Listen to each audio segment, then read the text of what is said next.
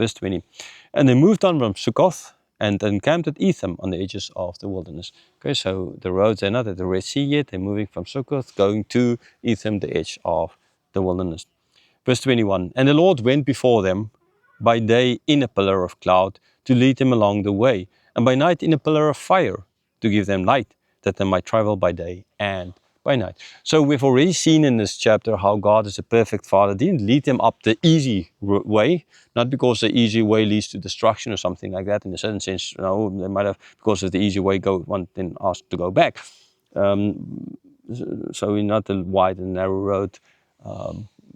Coming here to this beauty, I made the joke today that you know, the road here, the driver said, is very narrow. It is narrow, and so I said, yes, the road to the beautiful spots are always narrow, but the roads to the cities are always wide. No, not all cities are a mess. Some cities are really beautiful, anyhow. But yeah, it's kind of a joke, sort of. And but this is not what we are at here, right? About the narrow and something like this, right? That it's an easy road, and therefore, but an easy road were other tribes, and then the war, and I spoke about that already. So we've already seen, therefore, how God as a perfect Father made provision for that. Now He's going to show more signs of making provision for them. He didn't just give all these miracles or plagues on the Egyptians, or miracles for the Jews to lead them out and say, okay, now you try and figure it out on yourself, kind of idea, right? No.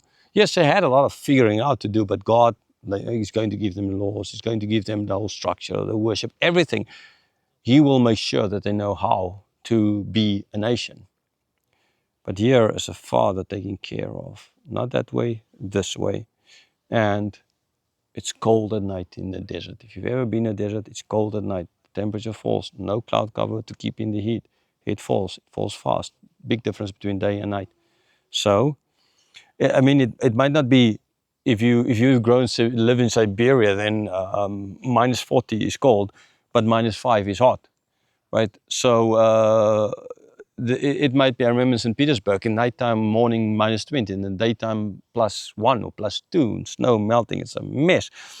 And then it's so hot, right? So then that hot feels a lot because of a difference in temperature. Okay, so if it is even 20 at night, but it's 40 during the day, it's a 20% drop, so it's in temperature. I'm Celsius guy, sorry guys, I don't understand Fahrenheit.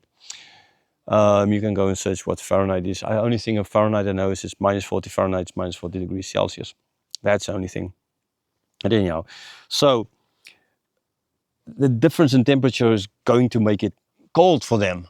So God is providing for them by being a pillar of fire, not only showing light, their street lights, their light during the night, but as well heating for them so that they're protected. During the day, a pillar of cloud.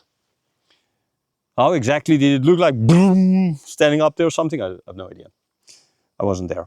The cloud during the day. Why? Because shade. It's hot during the day. They need shade. Right? It's one thing to be just out in the sun for a couple of minutes in the desert, but it's another thing to be hours and hours of you're going to get heat stroke. You're going to get headaches the whole time. You might burn to death, literally. All the water. So and there was not enough trees around for 1 million people. Sure not. Okay, so God provided a cloud. Again, perfect provision for what they need. Perfect Father taking care of His children, although they're not going to be deserving of it. Verse 22, the pillar of cloud by day and the pillar of fire by night did not depart from before the people. Okay, so yeah, this cloud, it did not depart. It was there all the time. And I don't want to allegorize now here. It's like, oh, now you're like, that's like salvation. We spoke about that in the car as well on the way here. It's now a little bit like salvation. Christians, those who believe you can lose, those who believe you can't. As, you're in God's hand. Nothing can snatch you out of God's hand. That's Jesus' words, not mine. So it's not a question of, right, God saved you and now you are now he just leaves you to yourself. You need to figure, no, this cloud didn't.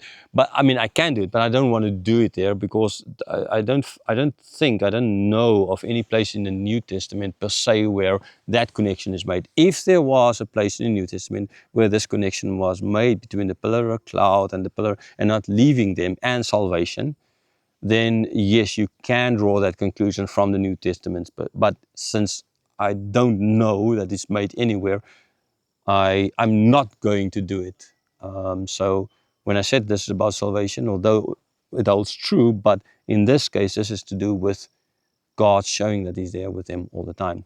Physically, as God is not physical spiritually, but God is a spirit. So physically in the sense of with the cloud and the fire, the pillar of light and the cloud, fire and the cloud, pillar of cloud. Right, so I mean, it's not God, understandably, but He put those things to show that He is there with them. They're not on their own there in the desert. God didn't just kick them out and now they need to survive on their own. No, He's there for them. He's there with them all the time. Soli Deo Gloria. Praise God for that. Praise God for this beauty. I mean, again, speaking about the Father, look at just this beauty.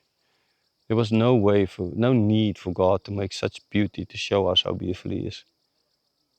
Everything else shows the beauty of God, His grace, His mercy, His justice, His love. Everything shows how great that there's none like God.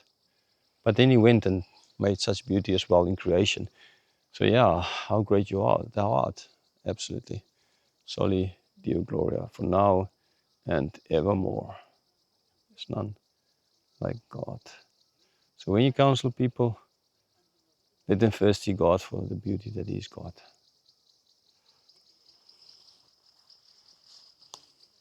Let's try and take this off and go to the edge there more.